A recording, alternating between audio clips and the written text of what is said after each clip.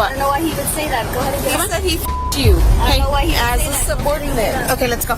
Imagine flashing lights and sirens and then seeing a loved one in cuffs. What goes through a cop's mind? How do they handle it? Let's dive in. A great example of this is 37-year-old Pennsylvania State Trooper Ronald Keith Davis. He's facing charges for allegedly arresting his ex-girlfriend Michelle Perano under the false claim that she was a danger to herself. The video shows Davis holding Perano against her will, a shocking abuse of power. It raises serious questions about the actions of those meant to protect us. Davis nearly restrains her as she resists.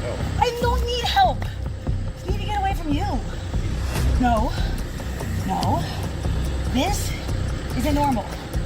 I don't care what anybody says. Can I please stand up? Okay. I'm not going to any jail. I didn't do anything wrong. I'm not going anywhere. Absolutely not. You can't just walk up to someone and attack them and then call the cops on them. That you're gonna that's not okay. Get off of me. You just called the cops on me for existing. What the is wrong with you? Like I don't understand what the I was thinking. She insists she's innocent as Davis pins her against the car. He tells the other officers to hurry up while she keeps saying she did nothing wrong. Didn't do anything wrong. To get away from you. I don't understand. And I can't relax. You just called the cops on me for existing. I didn't like your truth. Jesus, dude. Come on. What the fuck? What? Why are you treating me like I'm a criminal? I didn't do it. I just want to be able to stand. Back, find out where they are. I just want to be able to stand. I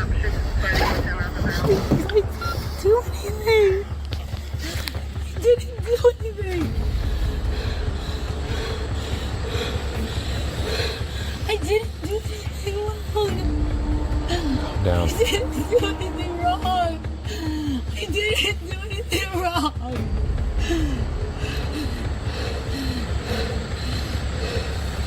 I didn't do anything wrong. I didn't do anything wrong. You can't take me against my will. I didn't do anything wrong. Davis was charged with official oppression, felony strangulation, unlawful restraint, false imprisonment, simple assault, and reckless endangerment after allegedly putting his hands on his ex's neck and choking her. A girl got arrested for driving recklessly, nearly hitting a car with a baby. Traffic cameras tracked her down, and officers discovered she was a sergeant's girlfriend. They stopped her, asked her to get out, and questioned if she thought dating a cop meant she could do anything and her boyfriend would bail her out. Detail, get this motherfucker out of my car. One step out. Get out. Dispatch, can we get an ETA on county? That's right, step out of the car. Where was it now? 18's 97. Almost struck the fence. That's right, step out of the car. Wait. Huh? Well, my name's Officer Solomon with the House Police Department, okay? The reason I'm making contact with you is because we got a call in that you're intoxicated driving, okay? Obviously, when I saw you, you just drove onto a curb and almost struck a fence, okay? So I'm gonna need you to step out. You're not getting any because who you know, it don't matter, okay? You know it's against the law to be driving under the influence, correct? Okay, you do know that, right? So I don't know why you think you're above the law because who you're dating. The officer warns her to get out or he'll pull her out. She refuses, so he grabs her arm and pulls her out. He tells her she won't get special treatment for dating a sergeant.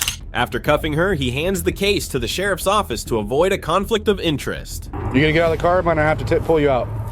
Okay, we're not playing a game like you did with the other officers. Okay? Are you gonna get out of the car? What game are we playing? I'm not playing any game with you. Are you gonna get out of the car? Yes or no? No. Okay. I have one out on the garage. Oh, really? Yeah, really. Really? Oh, what the f***? You're gonna listen. You don't get any favors because who you're dating. You understand that? Don't resist. I'm gonna stop. I can call all your shit, right? 21469. Stop. No. Yeah, stop. You already messed up. Stop, man. We're 15 one time. You're not wrong. Stop. You're gonna get out of the car. She's like, no, I'm not getting out. and then that's when I grabbed her left arm, and then I pulled it. She kind of buckled to her legs, or like to her knees. I picked her up, and then I think that at that time she started putting her nails in my fingers and my. I mean, I don't. You need an ambulance? No. I'll just take pictures of those. You wanna speak? You know the facility? Huh? You know the report facility? No, I'm gonna call them. You're gonna call them right now. With Sky or CYFD? Sky right now. I haven't seen in a while. I got enough. I know. Here, I'll take the picture and get up Sky. Anything else? That's the only thing I can see. Hello? Deputy Sanchez with the Lee County Sheriff's Office? The other officer smells a strong odor of alcohol, confirming she's drunk. She resists as they take her to the car. Her sergeant boyfriend explains the situation. At the station, a sobriety test shows she's 4.5 times over the legal limit. Hey, Desiree. So, obviously, we know you were driving, right? And I can clearly smell that you were drinking. I don't know your whole situation. I don't know what's going on.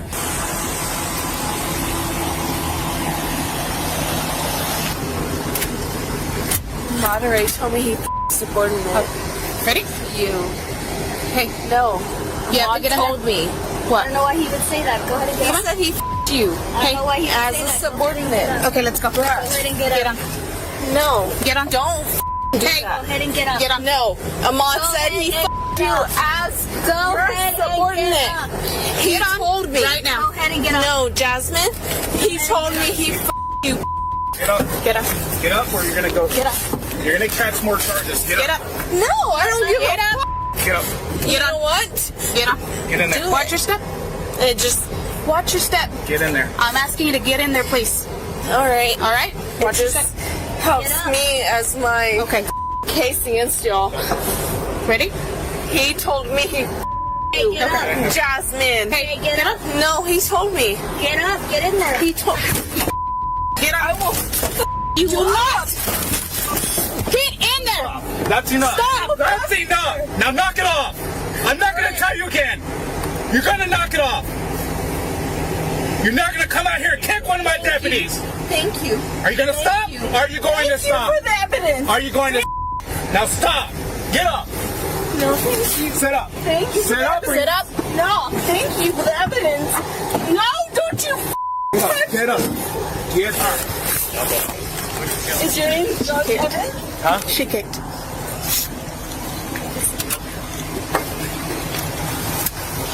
She was kicking.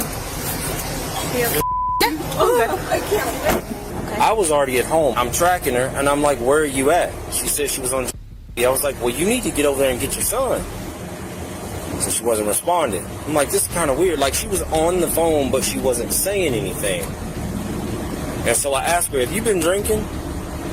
She didn't say nothing. I was like, okay. Tracking the phone. I hear a call come out, and they described my car. I don't know my 28, but I know my car, if you describe it to me.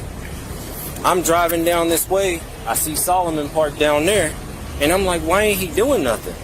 Because she was right here where my car is. Look, she was like this. She was at this angle, facing that way, right where the car was resting. She was right here. So I swing around, and I pull up next to her, and I said, hey, man, turn the car off. Because I didn't know if she had the baby or not. My focus was to get the car stopped to get the baby out. If you drive off and you crash, that's on you. But Solomon saw it. She started rolling forward, and I said, stop her. She was rolling, just like not accelerating, but you know, if you got your car and drive and you just come off the brake, you'll start rolling. So she literally rolled from here to right there.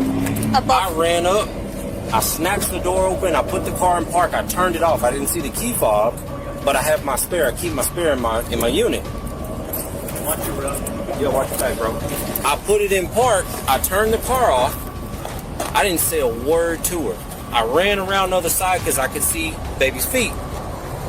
So I'm trying to think before she gets the conscious effort to try to put this car back in drive or turn it on.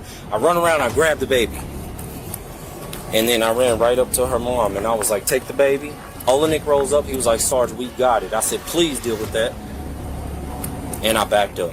The only reason I'm here is because this motherfucker wouldn't answer the phone, so I'm tracking and I'm like, something ain't right. Mm-hmm. Obviously, I was right. So when you went to the driver's seat, you obviously smelled alcohol.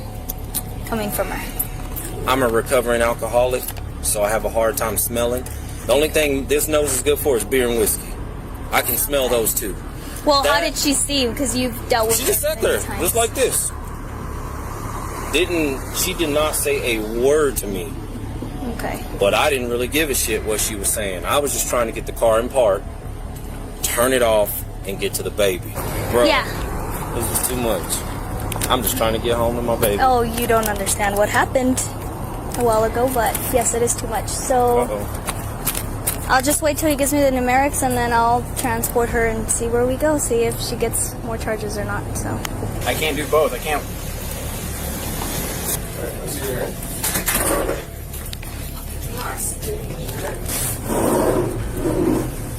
Victor, it's conflict.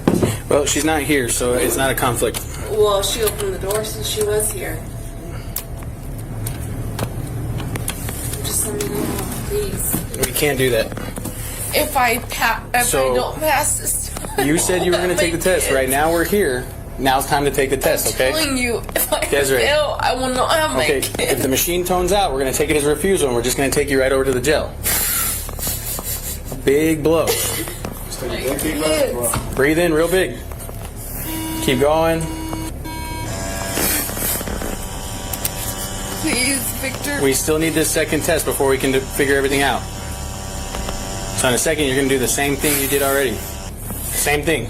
She was charged with aggravated DWI, child abuse, 2 counts of battery on a peace officer, 3 counts of resisting arrest, reckless driving, open container, and improper lane usage. Meet Officer Kovac, a cop uneasy about his daughter's relationship with 18-year-old Mackay Coleman. Kovac knew his daughter's laptop was at Mackay's place. While on patrol, he spots Mackay and pulls him over, setting the stage for an unexpected confrontation. You can get out. You're going to jail. Get out.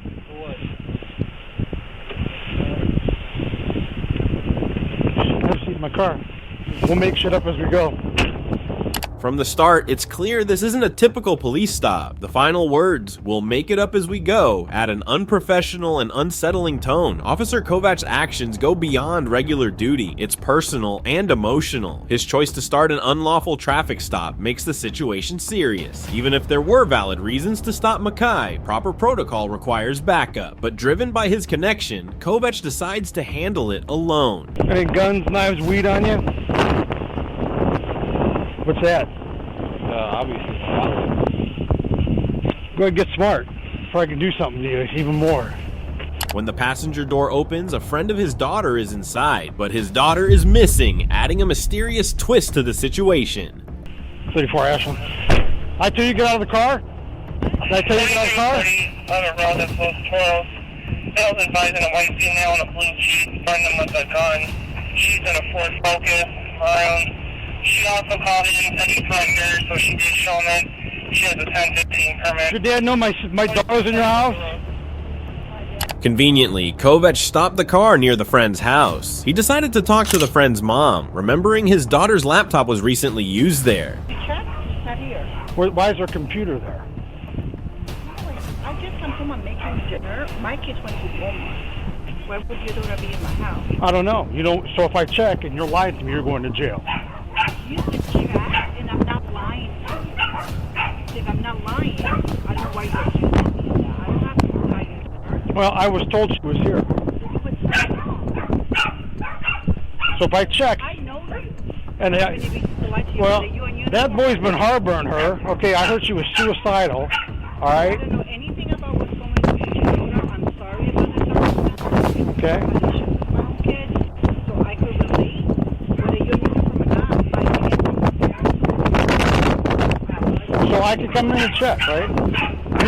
She's getting a ticket because she wasn't wearing her seatbelt. So that's going to cost you your daughter. So that's going to cost you $20. Can you go back and warn me? Okay. That's fine. The woman kindly invites Officer Kovac to search her home, though she isn't required to. Things change when Kovac, citing a seatbelt violation, says he'll issue a $200 ticket, causing her to withdraw her consent. Kovac's mix of personal vendetta and professional duty becomes apparent, and the woman decides to voice her concerns about his misuse of power. You're making this You're being personal. disorderly. How am I being disorderly? She wasn't wearing a I seatbelt. was wearing my How am I being disorderly? You making this personal. You want to take my daughter because you think your daughter is in my No, house. she wasn't wearing a seatbelt. Whatever is going in your personal. It's on video. You shouldn't take her with the uniform. It's on video. Okay? It is personal. It's on because video. You see, when you accuse me of your daughter You're being in my disorderly. house, Would you like to? How am I being disorderly? I'm trying to conduct an investigation. You're obstructing me. You're obstructing me. For your daughter, and you're using police time. You're obstructing me. Time. This is your last warning. I'm going to call 911. Realizing what's happening, the girl's mom boldly confronts Officer Kovac, calling out his unprofessional and illegal actions. Afraid his colleagues might show up, Kovac quickly backs off and lets the girl go without a ticket. Little does he know, a surprising twist is still to come. I didn't even see you. Get out of the car. Get in my car. Go ahead, you guys are good. Ma'am, they could go with you. Unbeknownst to everyone, Officer Kovac's daughter, Caitlin, was hiding in Makai's car, scared of what her dad might do to her and her friends. In a shocking twist, Caitlin's fears come true. Her father, driven by something unknown, forces her into his car, adding an unsettling turn to the drama. Get in my car.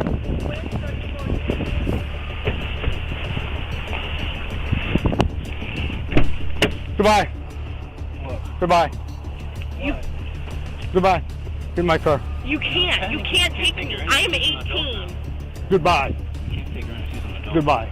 Hey, you can get back in the car. You're in the car. No, you're not. Get in my car. Why are you taking me? Get in my car. Why are you taking me? You have to give me a reason. By law, why are you pushing me? Why are you pushing me? Why are you doing this?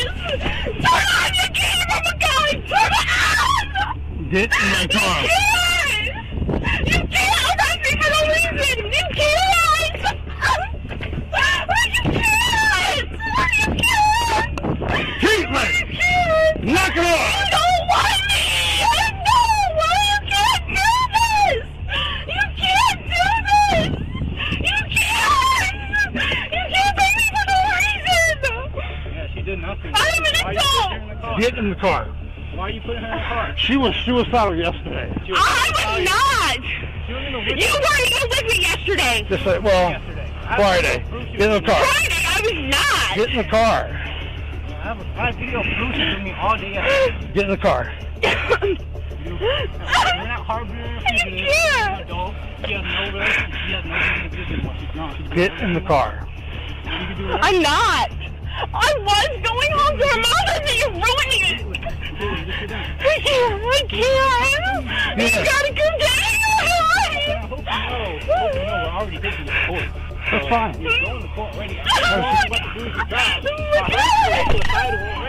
She's going to the hospital. She's going for what?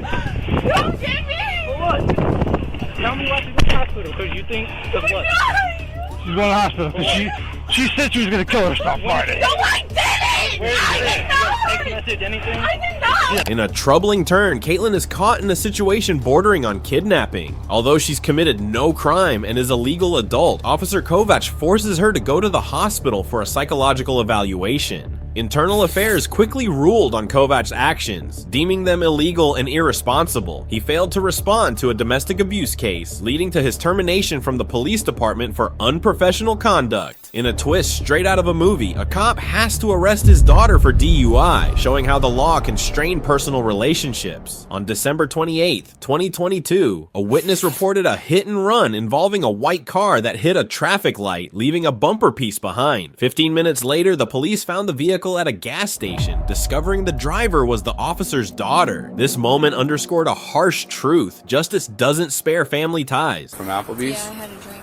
Okay. How old are you? 21. You're 21? Yeah. We're just going to play this out now. My dad is, We're going to go to Wawa. So we get Sean Lee. Who was that? Sean Lee. Sean Lee? Okay. Listen, your bumper's in the road over there. Okay, did you just hit that pole? No, I promise you. No? So if someone brings that bumper over here, it's not going to match up perfectly. You're coming from Applebee's, you're telling me. You went out that way. Everything's matching up. Witnesses said they saw a white car cross over in this direction, and I happen to find your car parked here with no bumper. Okay. All right. So, Teresa. Yes. Let me ask you again. Yeah.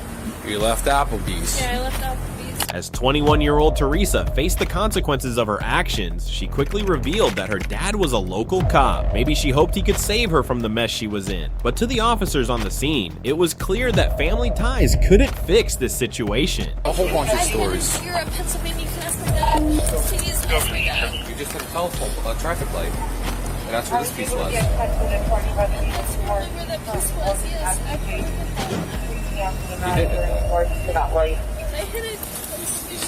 You see this? I hit it here before this. You can ask my dad. This piece fell off at the traffic light that you hit, that you knocked over. I'm not hitting a traffic light today.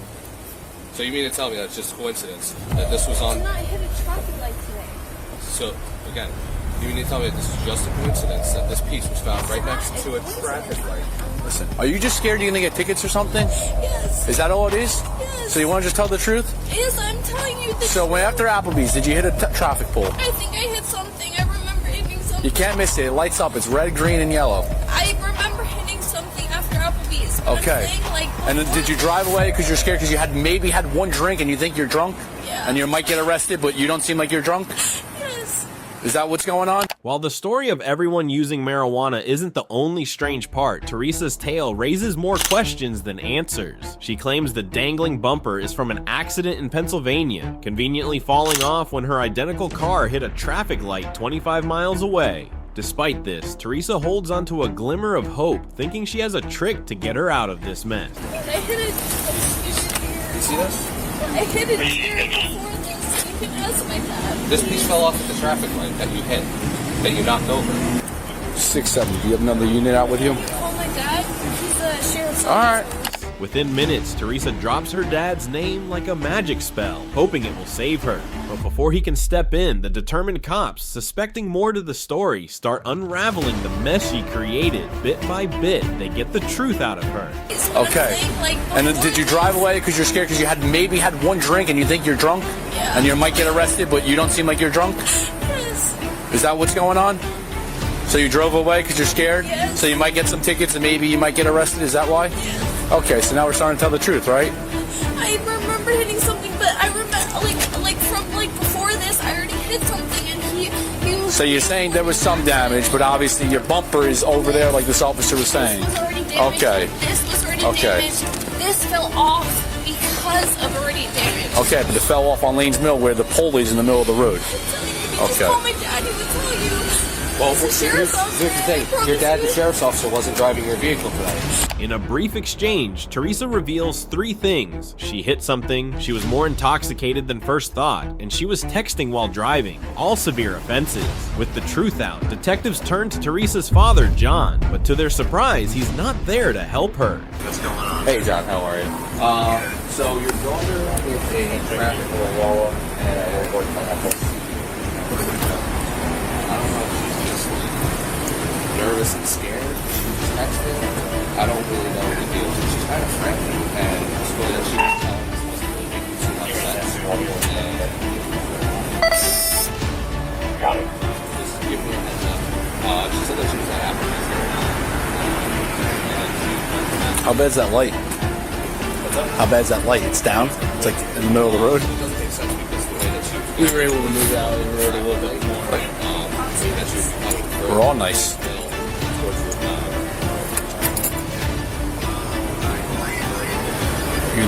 You were texting, you hit a pole, it fell, you drove away. Yeah, the car's drivable. I'm just giving you. Just let this officer talk to your dad, okay?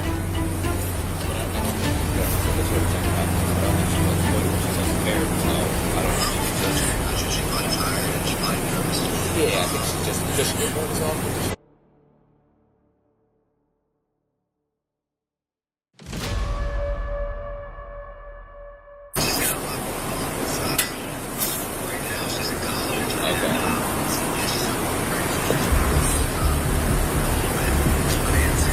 Okay, did she get to a crash in Pennsylvania? Okay. Okay. Okay, what's the deal with that crash? Where's the damage on the car? Okay, the damage on the car there, I think, if I'm trying to remember off the top of my head, it was like the front right bumper. John explains that Teresa hit a deer, causing damage to the front bumper, but he quickly adds that the deer accident was just a minor issue compared to the much worse and puzzling damage now on the car. No problem. Can I come out? Are you guys out there? That's up to you. I'll see if she wants you to come out, if she wants, you to drive her home. That might be the best thing. She needs me to help the gas station. She's like, what you talking about? Yeah, she's at the Wawa on by Kent Road. Oh, okay, gotcha. So, yeah, I think it might be best if you come, because like I said, she's upset. Still very nervous, so, okay. Yeah, I appreciate it. Let me come out there, and I'll see you guys in just a couple minutes. Thank you. Okay, alright, sounds good. Thanks, bye. Alright. Reality sets in as Teresa's hopes for her father's help fade. 5 minutes later, he arrives at the scene, ready to talk to the cop. So, what she's saying, and where the damage was and everything, just doesn't really make too much sense, so I tried to get some more information out of her, but figures out another somebody. What's that? Somebody. Mozzarella? No. No, not tonight. Tonight. So this is at the Yeah, so you know where back entrance for Lowe's is? Yes. Where like LA Fitness is in that intersection? Yes. So we got the telephone pole by the Lowe's side. So it came down. Came in. And then that piece of buffer there is there. But which we described with the other damage, the other black piece, obviously. Yeah, no, it was more than that. I mean, that's more than it was. Okay. Yeah. So for the other one, was it just like the bumper wasn't hanging like that? Yeah, no. So what it was is basically this was intact. Okay. This piece was missing. The these scratches here, that's all from a deer that she tried to avoid. Okay. So that's the big deal. Okay. Because once we described it to me, I was like, gets a little power to pick up one of the traffic lights. Surprised that's did not have damage. Okay. So who was who's the officer? So right now, this is going to be my call. Okay. Supervisor's coming out. Okay, gotcha. He's going to be providing all the details. Okay, who's your supervisor? Sergeant John. Not that I'm I'm just asking. I got it. The first responders initially worry that as Teresa's father, John might make excuses for her. Tensions rise when he asks about their supervisor, sparking brief suspicion. In a world often marred by corruption, especially among higher-ups, skepticism is high, but it soon becomes clear that John wants to get all the facts. He checks his texts from Teresa, carefully building a timeline to understand the situation somewhat. I just want to show you this so you can see it. I don't know what time you initiate the stop. You home 10:39. So what time do you stop her at? Because she probably got nervous, and I'm not saying we know that's not an excuse. I get it. But what time do you think that initial call came?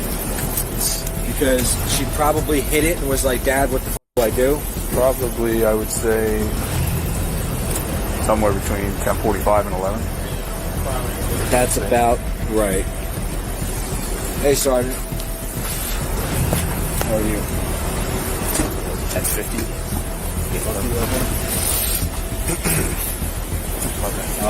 Right, so that would probably be about the time she hit it. At what time? She texted me originally at 10. I was trying to get some sleep. I just got off work. She said you home at 10:39. Yeah, that's about when the call came out. Yeah, about that. Say somewhere we got it. Right, so she hit the thing, got nervous, and okay. Did she tell you she was going to Applebee's or Ruger's? Yes. Oh. Yes. I'm not sure which one she went to. Yeah. But I know that she was going out to either Applebee's or Ruger's. I think she said she got something at a Ruger's or something. Okay. I'm not sure. Like guacamole or something. I have no idea. Yeah, we just weren't sure just because, like, when we were talking to her, she wasn't telling us the truth at all. First off. She was what? Wasn't telling us the truth at all. Saying okay. She didn't know everything, that damage is old. We're trying to piece everything together. Okay. We thought maybe she was because we're like, well, you're at least going this way on the road. Yeah, well, she's had some. Well, I don't know who she was hanging out with. She does have an ex-boyfriend. Yeah. She's off school for the 2 weeks. So, I mean, I mean, lying to, she knows that I'm a cop. She knows not to do that. But I mean, in the beginning, like, we just want to make sure that there might be a car driving around that actually this car, she tries saying, "Oh, it's old damage. It happened." Okay. Okay. But, like, Well, maybe she didn't even. Do you think she? I'm not saying she didn't lie. Yeah. Okay. I want to be very clear about that. Yeah. But she might not even look at the freaking car to see if there's any difference. Despite John's willingness to help, the sergeant on site asks him to step back to keep the investigation fair. So far, everything except Teresa's actions has gone smoothly, showing good policing. The focus returns to Teresa's claims. She says she only had one drink at Applebee's, but signs point to her being more intoxicated than she admits, a suspicion confirmed by field sobriety tests. And everything that happened tonight, right, I don't think that you were okay to safely operate the motor vehicle. Right, I think that it was great or something else going on, so we're good to know that it was.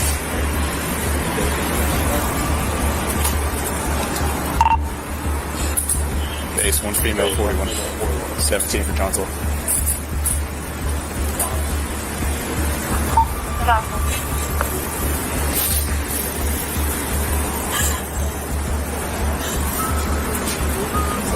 Dad.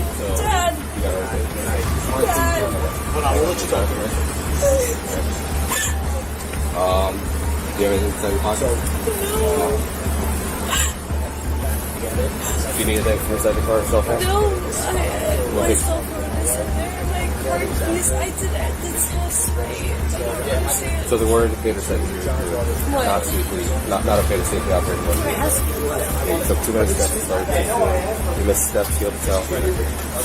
But the one like said, raise your arms off the balance. There's a lot of indicators there that you're up there. Right? So we're going to walk through the middle part here. I'm sorry for routine.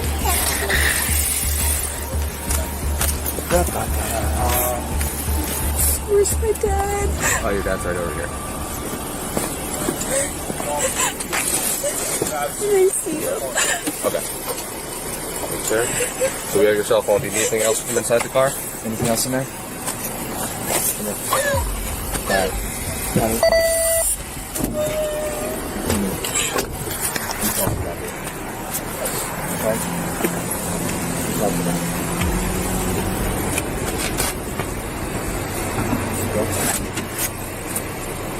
You do stops with this shit in the car.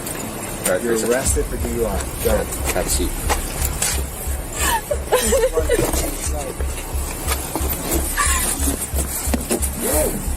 Teresa, I do want you to understand these are traffic limits, okay? Nothing criminal here. These are motor vehicle offenses, okay?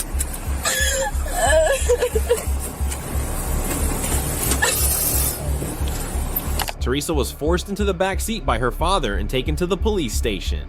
There, it was revealed that her blood alcohol level was 0.17%, twice the legal limit. Now she faces charges of DUI, reckless driving, and failing to report an accident with a court summons awaiting her.